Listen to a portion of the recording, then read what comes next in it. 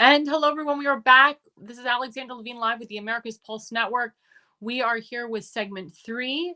This is a very special guest. She's a new guest to the show, Alison Reedy, and she has a very important story to tell us. Let's bring her up. Hi, thank you for having me. Thank you so much for being on the show. We really appreciate it. So, Alison, please tell us about your son's case. Yeah, so basically, right now we are in the Sixth Circuit Court of Appeals. We had a Obama-appointed judge terminate our case and basically gave everybody responsible government immunity, although gross negligence, child abuse, and no due process were factors in the case, which should automatically make it to where they don't get government immunity. But that's what the judge decided. So I was able to raise another $5,000, get a new lawyer, and now we are in the appeals court. So let me ask you, what are you expecting as a final result of this? You know what? I promised my son from day one that what he went through, I will fight for a settlement for him. But I am also fighting so that this does not happen to another student. If we don't fight for the United States Constitution, the United States Constitution cannot protect us, we the people. And this case is egregious. What they did to my son, they can do to anybody. So and I do believe that him being a Christian conservative played a huge role in that. Now, can you tell us more in detail about why your son was accused of being a domestic terrorist? Yeah, so basically he was in math class. He was 14 years old. Him and another student, they were playing a whiteboard game. My son did not get the answer correctly right away, and he kind of grunted. And this other kid named Thomas, he was just joking around. That was the atmosphere, joking around. And why he said, "Don't be like an Oxford school shooter," is beyond me. And my son said, "I'm not going to be like an Oxford school shooter and shoot the school up." So basically, the teacher heard the last part of what he said from 15 feet away, and she reported it to an administrative staff that already did not like me because I had already become a problem at the school. We were only at this school for 2 months, and I had already been complaining about a gender poster that had 26 genders on it. And I complained about the mask mandate. My son had eczema. He couldn't wear the fiberglass mask. So they knew exactly who I was when they had my son in this situation. Also, the very same day that he was arrested for domestic terrorism, I turned in an assignment where they were teaching that Christians worship Allah. And when I asked my son about that assignment, he said the teacher played a song and had the kids fill in the blanks. So there was definitely some retaliation, I believe, when they decided to, they had their investigation. The kids at the table said, "That's not what he said." They put it out on the media. 14-year-old threatens to shoot up the school during a verbal altercation with another student. Well, who was that other student? Because that kid Thomas is saying that's not what happened. So they definitely were trying to create a false narrative and put a false fear out in the community. So, Alison, tell us what state you live in, where this happened, what county, and tell us, have you reached out to any of your school board members or any elected official where you live? So a couple of days later, the board at the school, Huron Township, it's the Huron High in New Boston, they unanimously voted to expel my straight A student who had never been in trouble in his life. When my husband asked if any of them had witness statements, they all said no.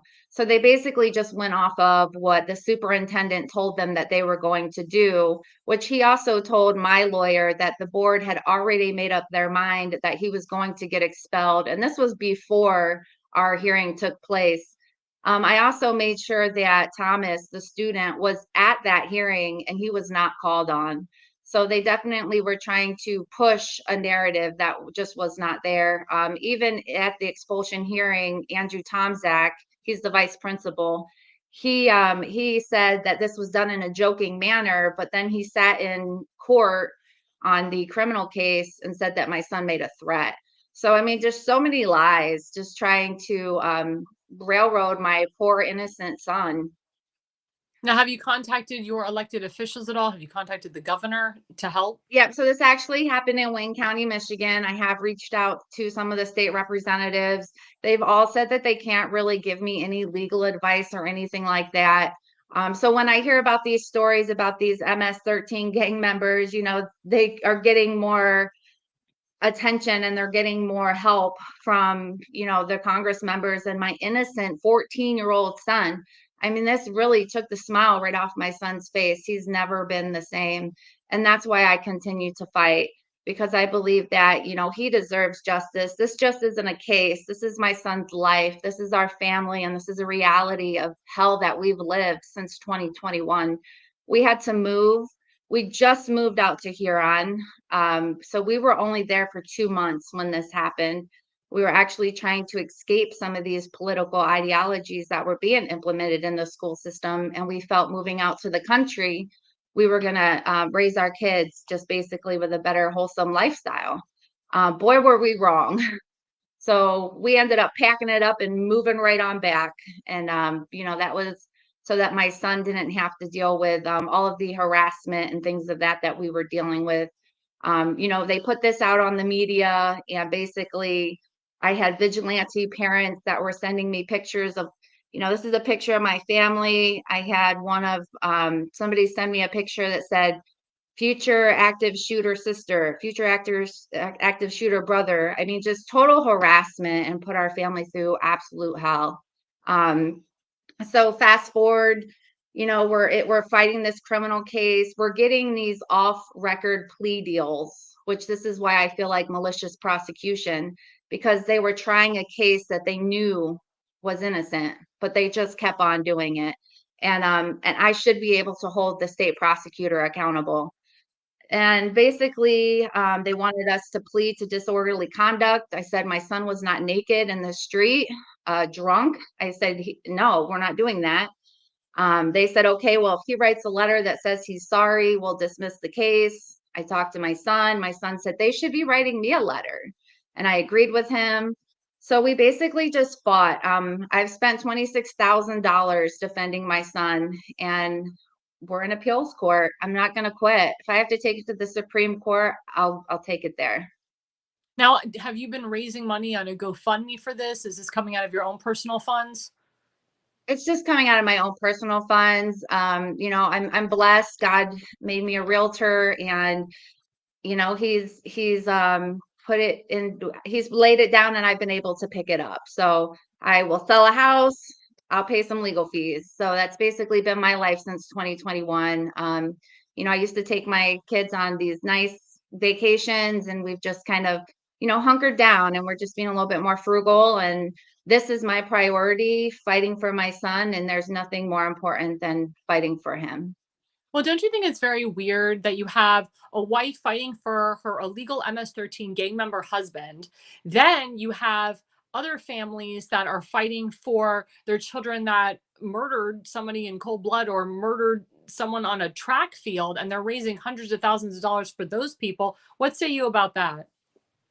Yeah, it disgusts me. It really does. My son is 100% innocent. And what he said that day, the judge at our trial court even said, I don't see anything that should have even been perceived as a threat. And, we haven't had the governor reach out to us. We haven't had any kind of help from our state representatives. Really, anytime the word is out there, it's because I'm putting it out there, because I think the truth, it needs to be out there. I'm not going to let the truth get buried. My son, he is a senior now. This happened when he was a freshman, and he still deals with stuff at the school. So it's just not fair.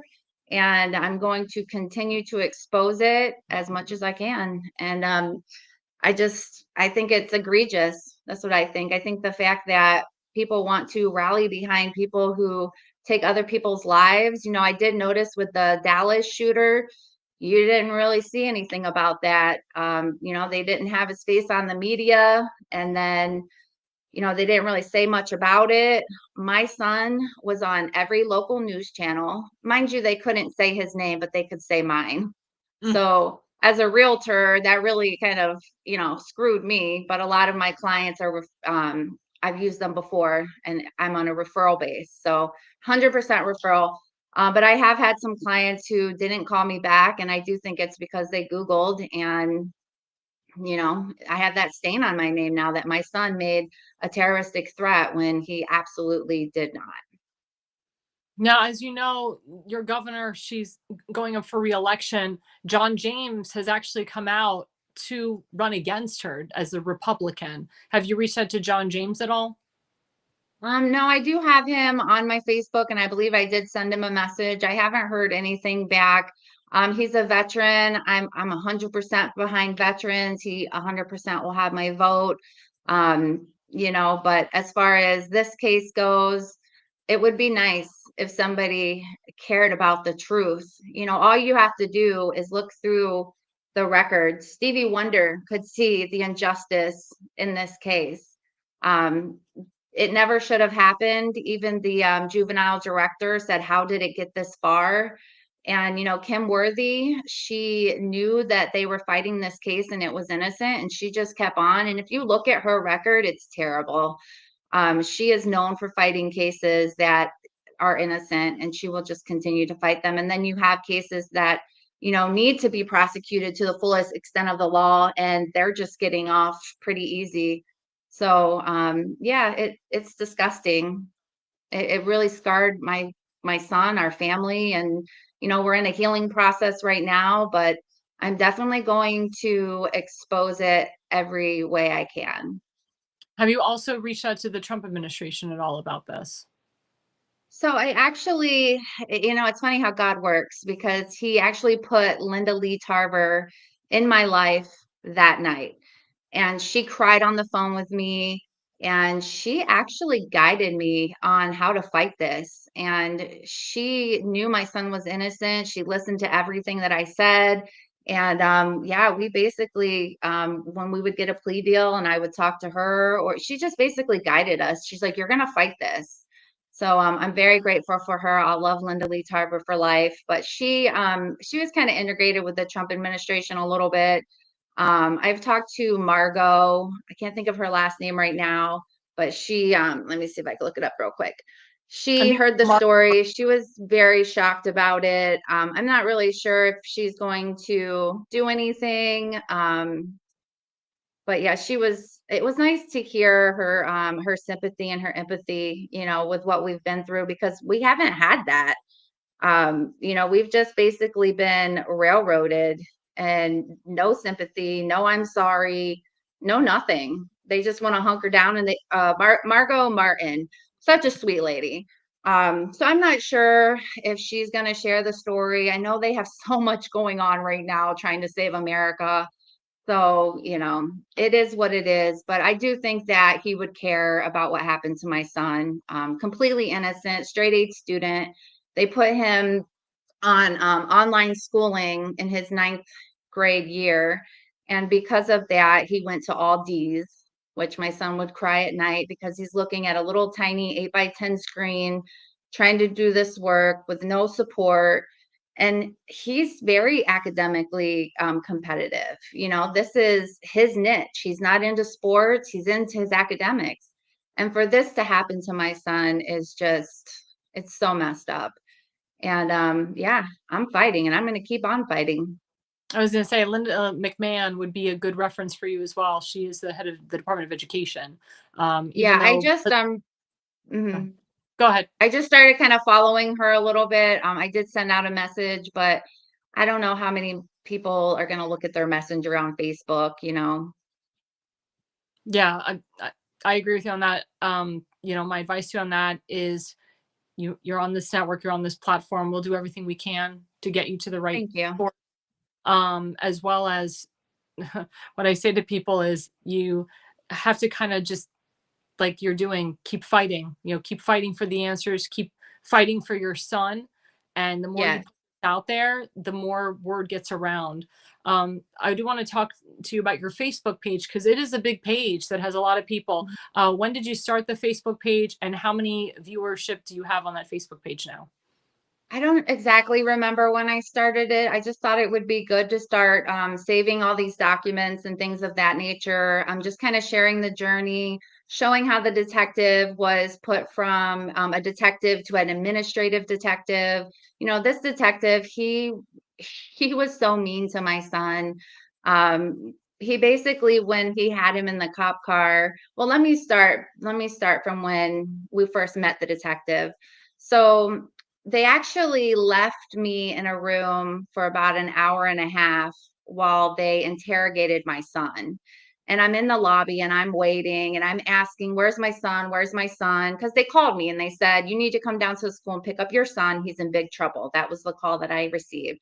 So I rushed down to the school and now I'm just waiting in this lobby. And I'm like, "What is going on? I want to see my son. I want to see my son."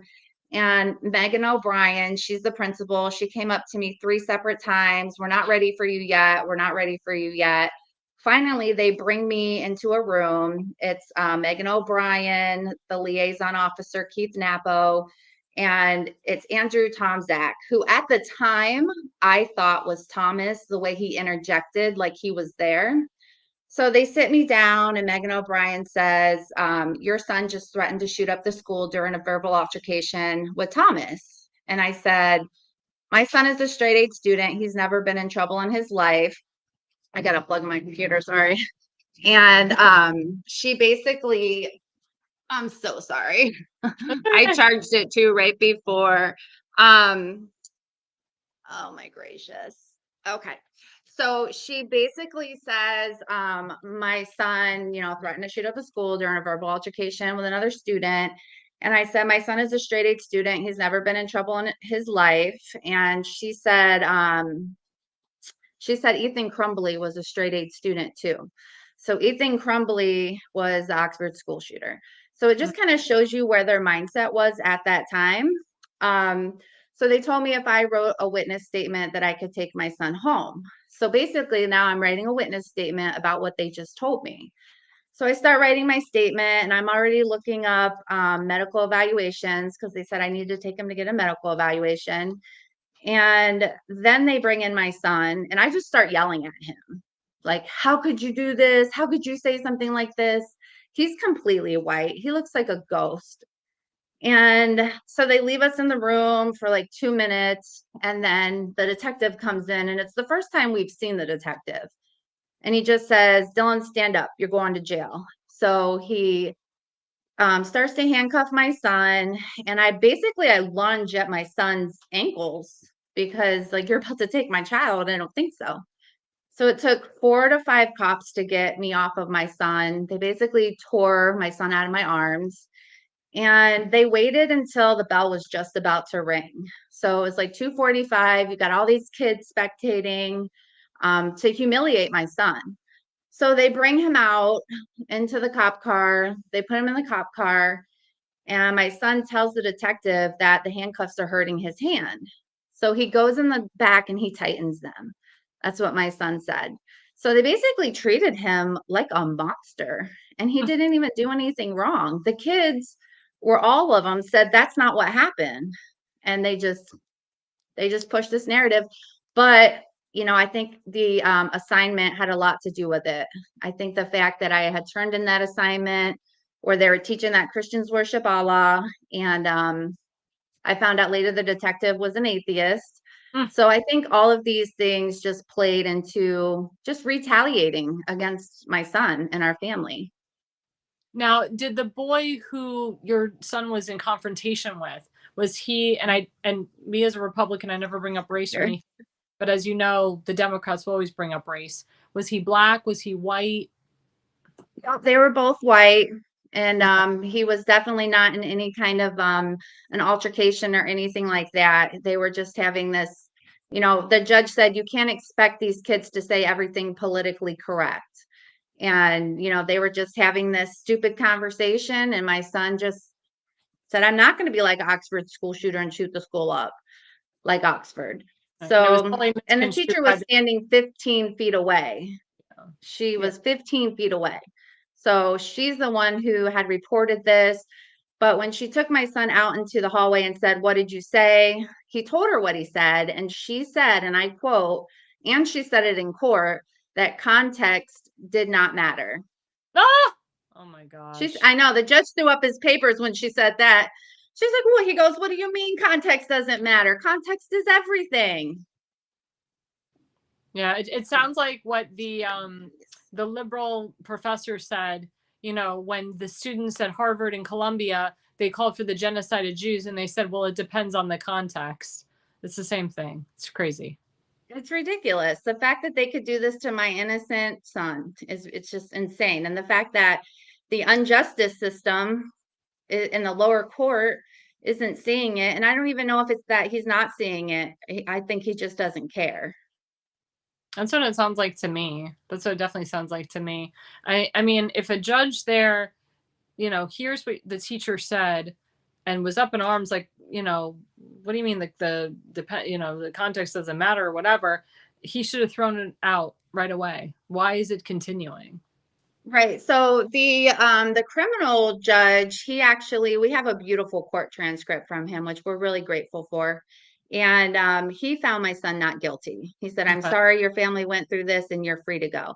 So it wasn't even 3 months later. I'm suing. I'm suing for what you put our family through. I'm suing for what you put my son through. And I've promised him justice and I've promised him a settlement. And the Yeah. settlement's great, but at the same time, I'm fighting because I'm a patriot as well. I'm fighting for our rights. I'm fighting so that this cannot happen to another innocent student. So why did you name your Facebook page My Son on the Altar?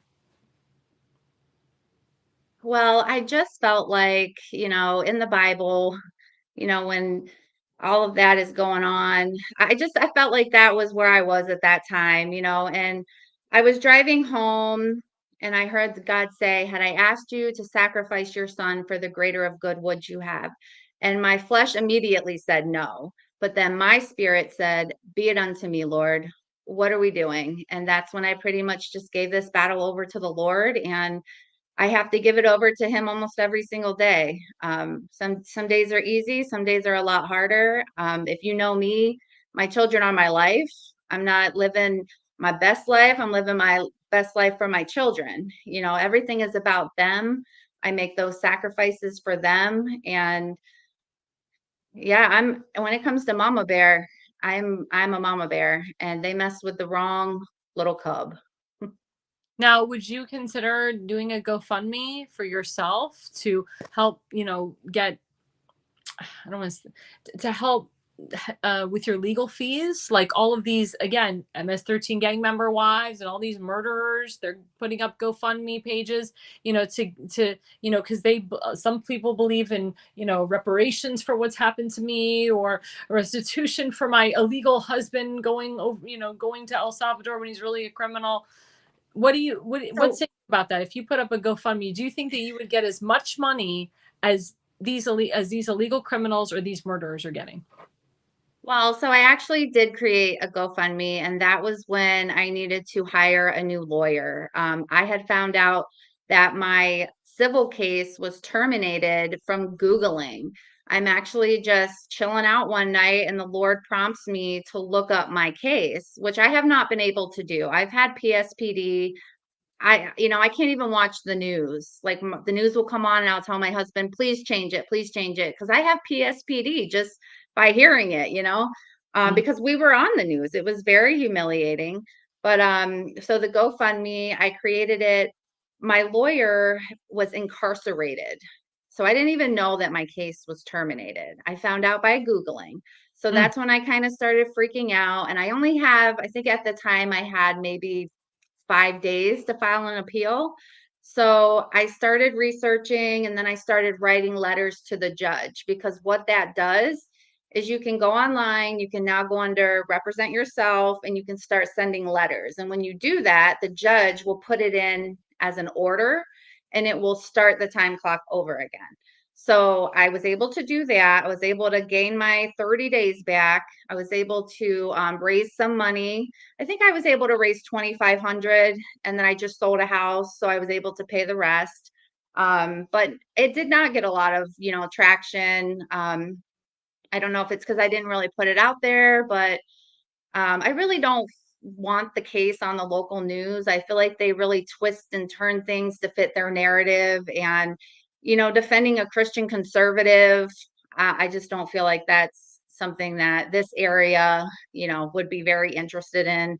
But I had some friends and some family who donated, and we were able to get another lawyer. He filed the appeal, and we actually were only in appeals court for one day, and we received a notice that the next day that we received a settlement hearing notice. So I was thinking, okay, maybe they're finally going to feel sorry, have a little human decency for what you did to my family, and they're going to come to the table with something. Well, we ended up going, when was it? April 11th, and they were only talking to the mediator for like 5 minutes, and they said, we're not giving her anything, we're not settling, we're not doing anything. They believe they're going to keep their government immunity, is what they believe. So, they had all these opportunities to settle and do what was right by my son, and they're just hunkering down and choosing to just fight, I guess. Well, Allison, tell my audience about your son. Give us some, experiences that your son has had over the years, if he's been in sports. The audience wants to know about your son through your eyes. Yeah, so my son was very bubbly, very personable, very happy before this happened. Just very witty, very sarcastic, like, I think he gets that from me. Just a beautiful, beautiful, happy soul. And after this, it just really took away his smile. Any smile now, it's kind of forced. He doesn't really like to do things like he used to. Um, he was able to get his grades back up, but he just found out he was not going to be able to go to the superintendent dinner because of his ninth grade GPA. It counts as your cumulative. And because of that, he wasn't able to reach that goal that he wanted to go to the superintendent dinner. And, it's just like one thing after another. He wanted to go to a college. I promised him this settlement, and then it didn't end up working out. So now he's not going to go to that college. And I mean, it just kind of keeps going downhill for him, I feel like. When he found out his case was terminated, that's when his mental state really, I think, was the worst, because he just felt like there was no justice. What happened to him was going to go unscathed. And that's when I really dug my heels in, and I was going to make sure that this was going to be exposed. This was not going to get buried. But he just got a job at Little Caesars, and he's happy about that. He's going to be graduating in May. He's happy about that. So, he has his faith, and he tries to be strong, but it's hard to make friends when you have, these rumors going on about you. So, he doesn't have any friends, and that's kind of depressing. But, I just try to encourage him daily. I hug my kids every day, twice a day. I'm a smother mother, and I'm very proud of it. How many kids do you have? So I have three. I have a bonus daughter. She's right there. She just got married. I'm gonna be Wonderful. a grandma. She's actually happy. Yeah, we found You're out too young to it's be gonna a be grandma. a girl. Huh? I said you're too young to be a grandma. Well, I'm about to be 40. My husband's a little bit older than I am. He's 45. So she's my bonus daughter. And then I have a 16-year-old. He actually went through some pretty rough times because of this as well. He was in the middle school. He had to stay in the middle school. So now Mm, I have to deal with the anxiety of dropping my kid off there. What mm, are they gonna try with him? It was mm, the first time he ever had his attention. And this teacher who had been at the school for, I think it was like 25 years, she calls me completely wasted one night. mm, And she tells me that my son made a sexual gesture to her. And I was like, this is not my son. Okay. This is not my son. And I knew it. So I mm, started questioning her, and she started stumbling over her words, because I said, well, how did you know what my son was doing if he had a mask on his face? Mm, Right? How do you mhm. know what my son's doing with his mouth if he has a mask on? Or well, I just know what he's doing. I'm like, okay. So that was his first time ever getting a detention. Oh my And God. and then he tried out for the soccer team, which my son is very academically gifted. He every sport he's ever done, he's excelled in, and he was not able to get on the soccer team. And then I found out later on that the same guy who wrote this article about my son, he actually ran the soccer team. So let me tell you about him. So before my son was even booked, they had the guy, his name is Scott Bolthouse, and he's buddy buddy with Leo Gerard, the detective. Mm. And they had a story out about a 14-year-old that threatens to shoot up the school before my son was even booked, mind you. And I told him, I said, I'm going to sue you. You have no idea what happened. And he ended up hanging up his paper abruptly right after my son was found not guilty. So he knew what he did was wrong. He knew what he did was wrong, and he knew I was going to come after him.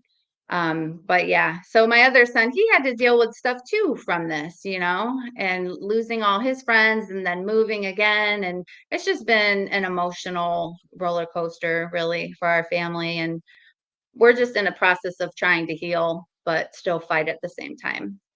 So let me ask you, because you're a woman of faith and we're coming into Easter. So Mhm. describe what Easter Sunday is going to be for your family and how you are going to celebrate the holiday. Yeah, so we're gonna go to church tomorrow. Tomorrow's Good Friday, so we're gonna go to church. Sunday we're gonna have a little bit of family over, and we're gonna cook. I love to host dinner, so that's usually what we do on the holidays. We just definitely take the time to stop and reflect about the sacrifice that Jesus made for us, and we didn't deserve Jesus. The sacrifice that he made, it was just so beautiful, and he saw our sin, and he he chose to be obedient and to die on that cross. And we're just very grateful for Jesus. And we're a very faith-filled family. We go to church on Sunday, we go to church on Wednesday, and we are nothing without our faith in this house, for sure. And I love the fact that, you are an observant Christian. And I do believe that God was with you and your son throughout this whole process by, giving the non guilty verdict. That's very, very Oh, important. yeah. So I actually had another tangible moment happen besides God speaking to me that day. I'm driving home crying and I don't understand what's going on. And I'm like yelling at God at that point. And that's when I heard him speak to me, had I asked you to sacrifice your son? And that's why I decided to go with my son on the altar. But going back to, I'm sorry, what did you just ask me? Oh, no, I was just saying, I believe that Jesus was with you that day, that you Yes, got. yes. So the other tangible moment. So I'm actually it's 2 weeks before our trial, and I'm crying, I'm upset. My son is facing this severe charge. I could lose my son to go to jail. What could happen to him in jail? So I'm freaking out inside, right? So I pray, and the Lord prompts me to look up this judge on YouTube. So he didn't like say look him up on YouTube, just look him up, look into this judge. So I look into the judge and I find a video on YouTube where the judge is actually talking about the Holy Spirit. And so all my holy bumps went up in that moment. And I was thinking, oh my gosh, if he believes in the Holy Spirit and we believe in the Holy Spirit, wisdom is going to come into this, and the truth is going to come out. And that's exactly what happened. The judge listened, he judged according to the law. He judged according to the evidence, and we were able to get a not guilty verdict.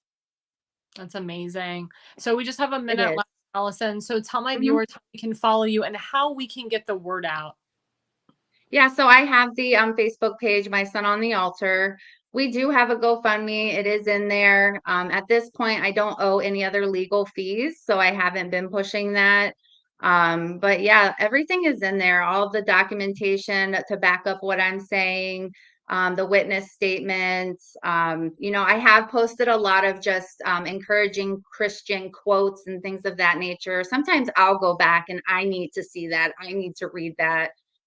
So there's some memes in there as well like that. But yeah, it's just basically something that I can also go back and reflect on. And I do want to encourage people to go to your Facebook page, because I'm sure there's a lot of mothers and fathers out there that have gone through what you have gone through. And a lot of, So actually in Wayne County alone that month, there were 19 cases and wow. 14 of them were dismissed. And I Hmm. do feel like our case played a big role in that, because I do feel like they're like, okay, maybe we're not going to be able to push this through and get away with it. So I thought that was pretty significant that 14 cases had been dismissed for these threats. Mhm. And mind you, the school was never put on lockdown. They Hmm. knew from the very beginning there was no credible threat here, but they chose to railroad my innocent son.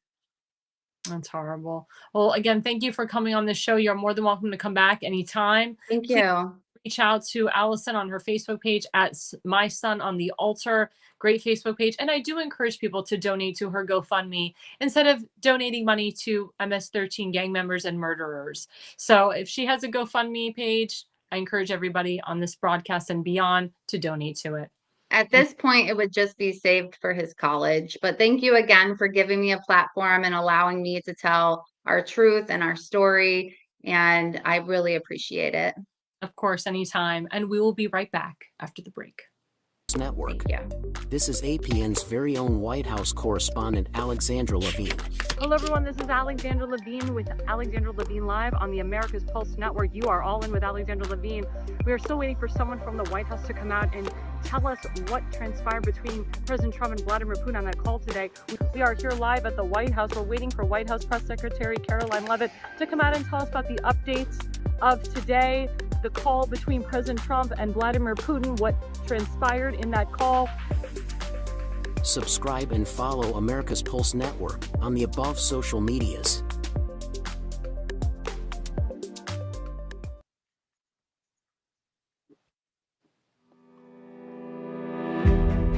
Hi, I'm Alexandra Levine. I'm a professional opera singer, actress, TV, and radio personality. Since 2015, I've been a volunteer, a field director, and a campaign manager, learning the ins and outs of the political world. That's why I became a political consultant. My job is to lead you to victory with organization, structure, and the mindset of winning for your district or state. With my guidance and direction, I can keep you focused on the things that matter to the people and advise you on key issues that need to be addressed. If you're a serious candidate that is serious about winning, then book a consultation with me today. Go to levineconsulting.co. You'll be happy you did.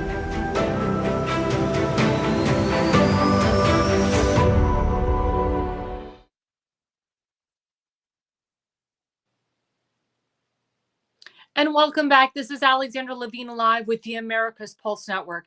Segment 4, Rules for Thee and Not for Me. As you know, there's so many GoFundMes out for this MS-13 illegal alien. There was a GoFundMe for the murderer Luigi Maggione, who killed the CEO of United Healthcare.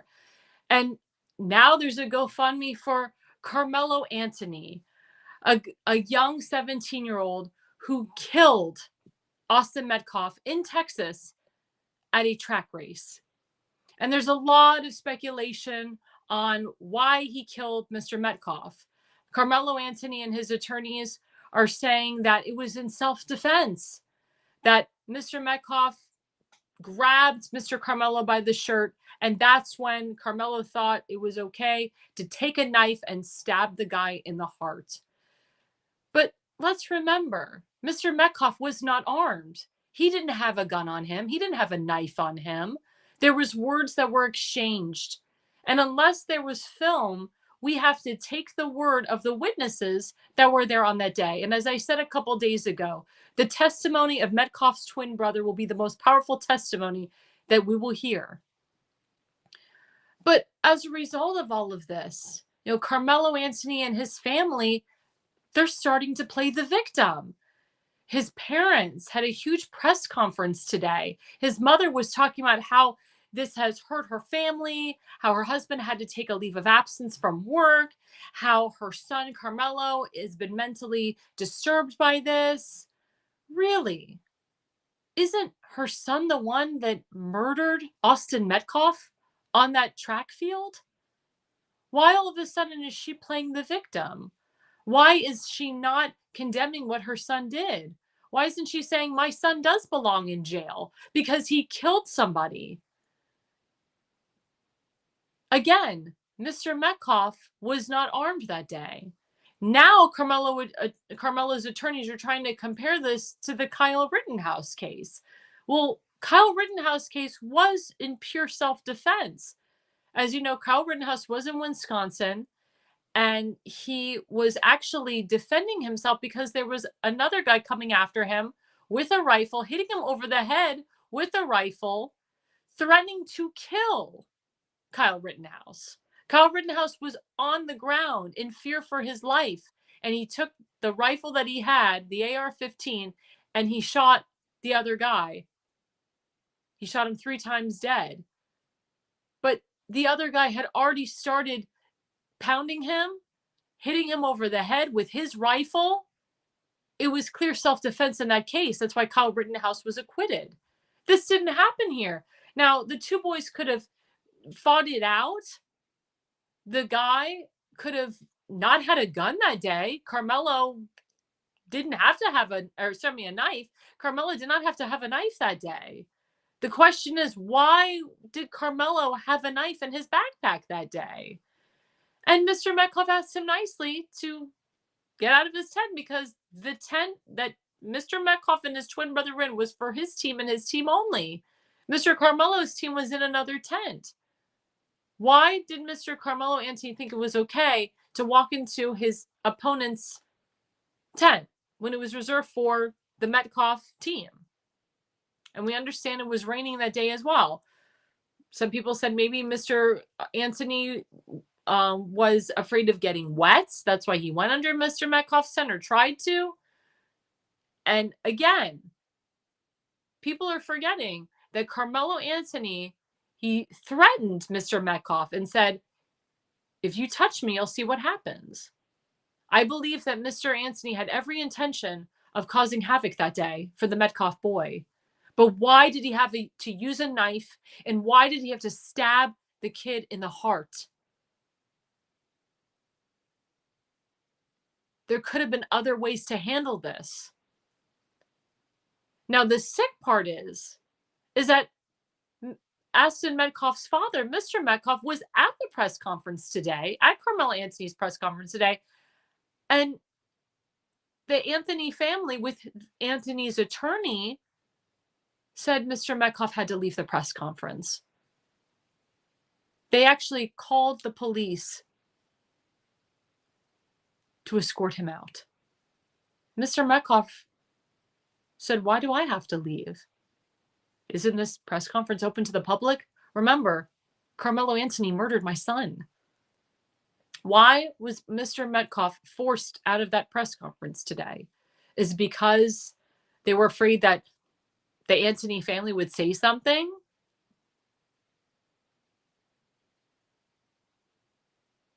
Out of line? Were they afraid that Mr. Metcalf would use whatever they say against them in a court of law?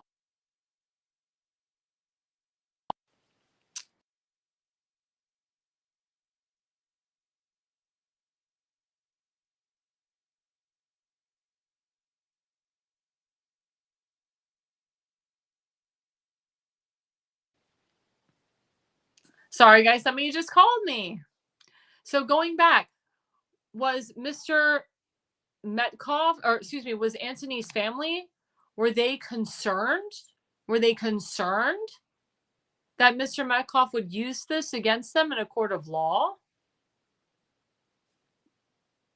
Interesting.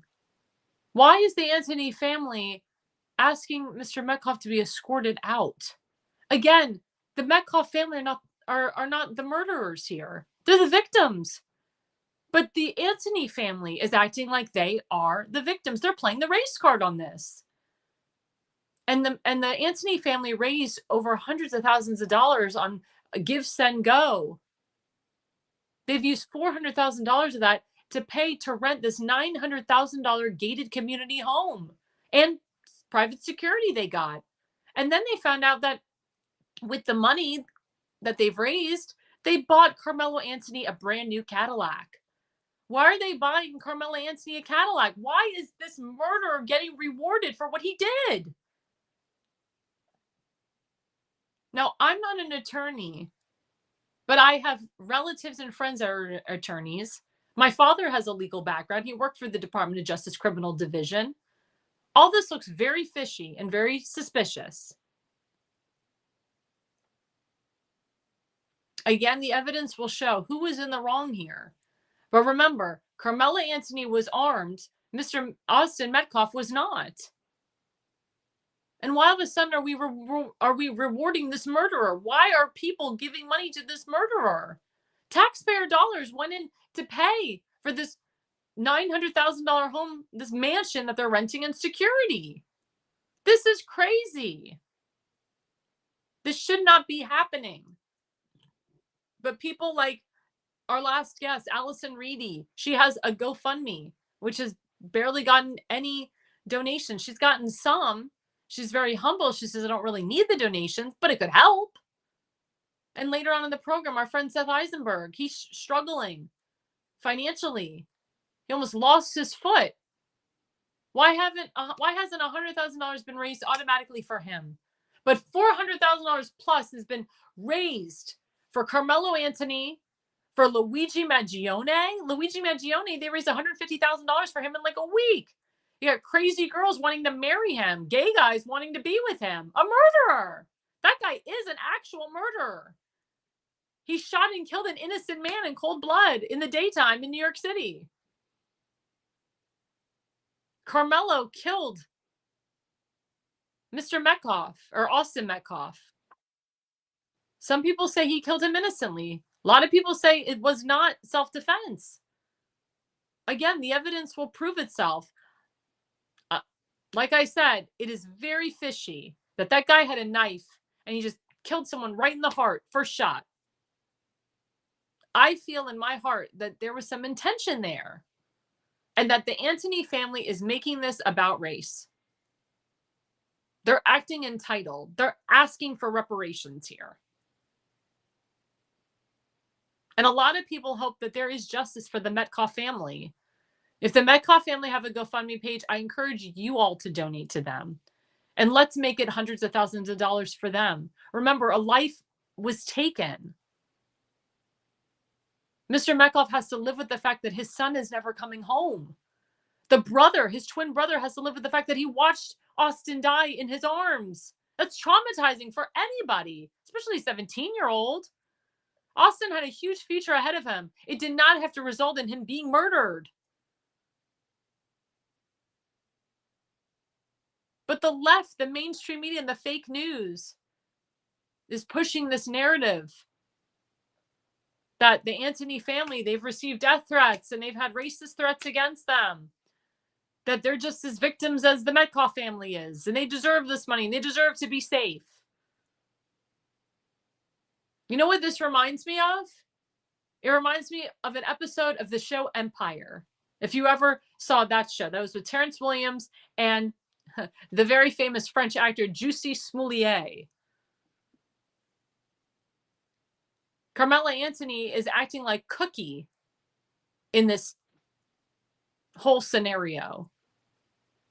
And in the show Empire, Cookie took the fall for her husband's empire.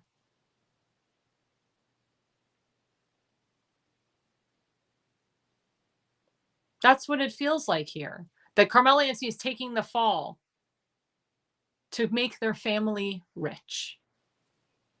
Carmelo Anthony did this, that he carried this knife with him, that he's carried this knife before. It's not the first time he's carried this knife around. And that he's going to take the fall. He's going to be the fallout guy. If he gets convicted, they find him guilty. In Texas, they have the death penalty.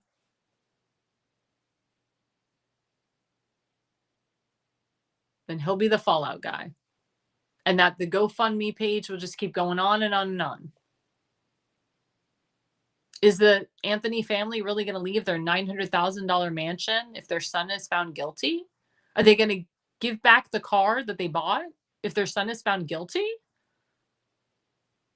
Those are questions you have to ask. And how did the taxpayers feel who gave money to Carmelo Anthony's family? Unfortunately, you can't demand your money back, but you can protest against anyone else giving them their money to this family. What happened at that press conference today was disgusting and distasteful and poor taste. They should not have asked Mr. Metcalf to leave, and they should not have played the victim. Again, Carmelo Anthony murdered Austin Metcalf. He is a murderer.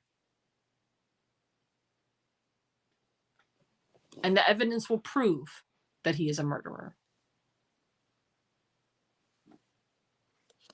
But this is what the Democrats like to help and push.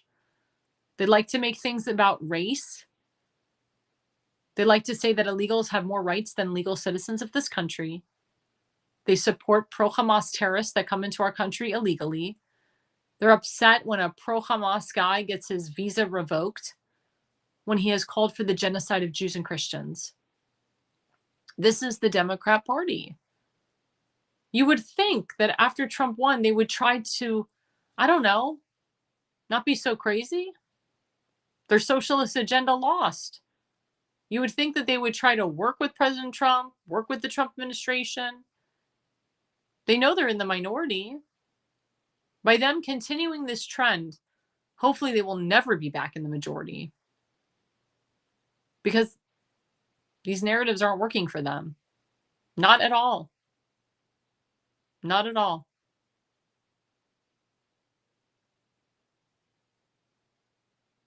They should be worrying about their re-elections. They should be worrying how they're going to get their party back on track and get the right messaging going. They should not be supporting illegal criminals. Senator Chris Van Hollen should not be flying to El Salvador on taxpayer dime to try to bring back this illegal criminal back to the U.S. The Democrats should not be doing fighting oligarchy tours, combating Doge, and they should not be pushing for people to donate to murderers. And not one Democrat stood up, not one, when that young boy, the 13-year-old boy who has brain cancer, when he was offered the position of U.S. Secret Service. I think only one Democrat did in that whole chamber, just one. But the Democrats didn't stand for Jocelyn's family. They didn't stand for Lincoln Riley's family. They didn't even stand for the woman who lost her husband to an illegal immigrant, an illegal criminal, a police officer. It's disgusting. And the American people are watching. And the American people are starting to see the light. The people that didn't vote for President Trump are starting to see the light. A lot of Democrats are starting to see the light, and independents. That's why it's so important who our lawmakers are. We, the people, have the power to vote these morons out. Don't defend their poor behavior. Really listen to the facts and don't listen to the mainstream media. As I said before, I'm a White House correspondent for this network. I am a part of the new conservative media at the White House. They like me because I report fairly and honestly. And I actually praise President Trump for the good things that he's done for the country and the world. I don't put negative spins to it. And I would never go into the Oval Office and try to demean and demoralize the president, especially in front of another president or prime minister of another country. It's disgusting. One foreign reporter today said to ask President Trump, he said, you called the European Union parasites. And the prime minister of Italy, she said, no, he didn't. Never called us parasites. And President Trump said, what? And the lady from Italy, she said, oh, the reporter said that you called us parasites, but I know you didn't. And he goes, President Trump says to the foreign reporter, I don't know what you're talking about. But what gives that reporter the audacity to say such a thing? You're in front of a European leader who's coming to sit down with him to work on trade. And you're saying, oh, Mr. President, we heard that you called European people parasites. When we all know that's not true. Again, the fake news media, the false reporting. Rachel Morin's mother said to the media after she gave her test, or after she told the media about what happened to her daughter, she said right before she left that White House briefing room, she said, all I ask is for the media to report fairly and honestly. That's all I ask. I say the same thing to the fake news and the mainstream media. Start reporting fairly and honestly. You give journalists a bad name when you don't. As I said, I'm conservative media. I will always report fairly and honestly. And I will report the facts as they come. And I will not jump to conclusions. I will get all the facts together and report it fairly and honestly. And I will praise President Trump for the wonderful things that he has done for the country and for the world. Because I can tell you the majority of the country love what he's doing. They love his policies. They want him in a third term. They want him in office as long as we can have him. I told you a couple days ago, I would not mind President Trump staying in office for as long as he can. Because the only person that can implement his agenda is himself and his children. I'm very happy that President Trump is president again. He was always my president. I never called him former. I always called him President Trump. To me, he never left. He was always there. And I hope to God he will always be there. Coming up after the break, we just have some final thoughts. Pulse Network. The mainstream media is bought and paid for. The truth is twisted to fit their agenda. But America is waking up because podcasts are the future for trusted media. Welcome to the America's Pulse Network. It is a network built by patriots that upholds the Constitution.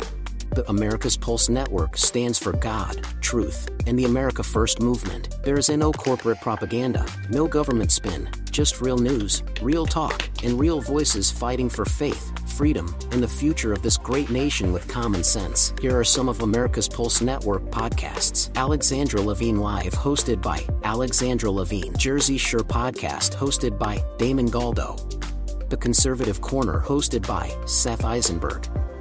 APN's The Pulse, hosted by Alexandra, Damon, and Seth.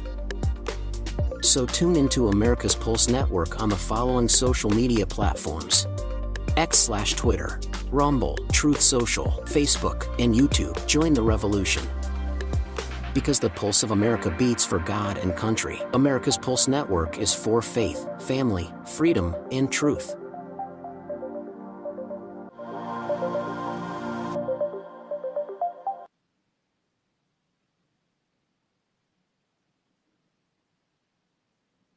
And hello, everyone. We're back. This is Alexandra Levine Live with the America's Pulse Network. Just some final thoughts. Again, we're talking about GoFundMe pages. Well, instead of people donating to Carmelo Anthony and the MS-13 gang member and Luigi Maggione, let's donate to our friend Seth Eisenberg of the Conservative Corner. We'll put up his GoFundMe. There you go. As you know, Seth Eisenberg is a part of the Conservative Corner. He is one of our hosts on this network. He's on Sunday nights at 7 p.m. Unfortunately, he was in the hospital for 34 days. He had to get 5 surgeries on his foot. He almost lost his foot due to a very bad infection. It actually went so deep it went into his bone. Seth Eisenberg is a great patriot. He served our nation. He served in the Navy, and he has many, many bills to pay. He's a great Samaritan. And he also has his son, Ryan, that he supports and needs to continue to support. And this money will go to helping Seth Eisenberg, to getting himself back up on his feet, helping to pay his bills, because he still, in present time, cannot currently work. So please go to Seth Eisenberg's GoFundMe page. It's gofundme.com/f/help-jonah-eisenberg-overcome-health-crisis. You can also go on GoFundMe.com and type in "Help Jonah Eisenberg Overcome Health Crisis." So far, he's already raised $5,526. The ultimate goal is $25,000. And we should have already made that goal, to be honest with you. I mean, Carmelo Anthony, he raised over $500,000 in, I don't know, just a week. Luigi Maggione raised $150,000 in his GoFundMe page in a week. I think we can do this, guys. Again, this goes to a great patriot. This goes to somebody that served our nation, someone who is a veteran. We have to give back to our veterans. They've done so much for us. The ultimate goal at the end of the day is $100,000. That is the final goal. I know we can do it. I know we can do it. I can tell you that the average donation has been between $100 and $150. Jonah is so grateful. I and our whole network are so grateful for those donations. We want those donations to continue. But if you can't put in $100 or $150, you can put in $20, $30, $50, whatever you can. A little goes a long way. But again, the more you put in, the more Jonah can take care of what he needs to take care of, and he can go back to work and he can live his life. Because let me tell you something, Seth is so active, and he's the vice president and treasurer of the Frederick County Conservative Club. And he hasn't been able to go to any of the club meetings because of the issues with his foot. And he has to be out there working, and he needs to be out there active, because when you stay in your home every single day, or when you stay in a hospital bed for 34 to 35 days, I'm telling you, it doesn't help your life. It hurts your life, because it was like when we got stuck during COVID. I mean, I'm an extrovert, and I was working on campaigns, and when they locked me down and told me I couldn't do outdoor events and we could only have 10 people and I couldn't go sign waving and whatnot, I mean, it hurt me. It hurt me as an extrovert. It hurt me as a singer. I couldn't sing. I couldn't perform. So think about where Seth is coming from. Again, if people can give $500,000 to an illegal criminal, to a murderer, we can all find $100,000 to give to my good friend Seth Eisenberg. So again, go on GoFundMe.com and type in Health Jonah Eisenberg Overcome Health Crisis. There you go.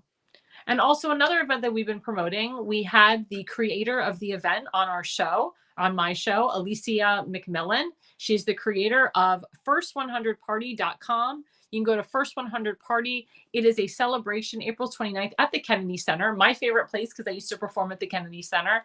And it's a place where President Trump is now the chairperson of the Kennedy Center. My friend Rick Grinnell is the executive director of the Kennedy Center.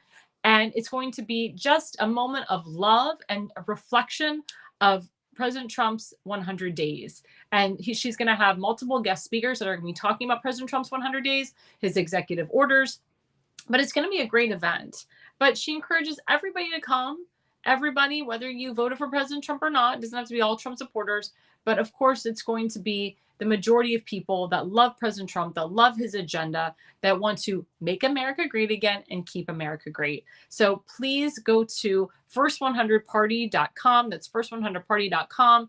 And you can always email Alicia McMillan. You can reach out to her on Facebook. And again, the event is going to be April 29th. I think it's a Tuesday night. April 29th is a Tuesday night at the Kennedy Center. So we hope that you all can make it. I will be there, and a lot of great people will be there as well. And again, we encourage everybody to follow us on our social media platforms. Please go to @America's Pulse Network on Rumble, @America's Pulse Network on X. We're also going to be on Facebook at the end of the month @America's Pulse Network. And again, don't forget to follow me, Alexandra Levine, on Facebook, @Alexandra Levi 20 on X. Also @Levine Consulting on YouTube. And also @AirLevine85 on Instagram, @AirLevine85 on True Social. And don't forget, we have another great prominent show on this network called The Jersey Shore with my friend Damon Galdo. That's 8 to 10 p.m. on Mondays, and also 8 to 10 p.m. on Friday nights. You can also follow @The Jersey Shore. And we are starting our brand new show, The Pulse. It's going to be Wednesday nights from 8 to 9 p.m. We will be starting that, looking to start that next month, in the month of May.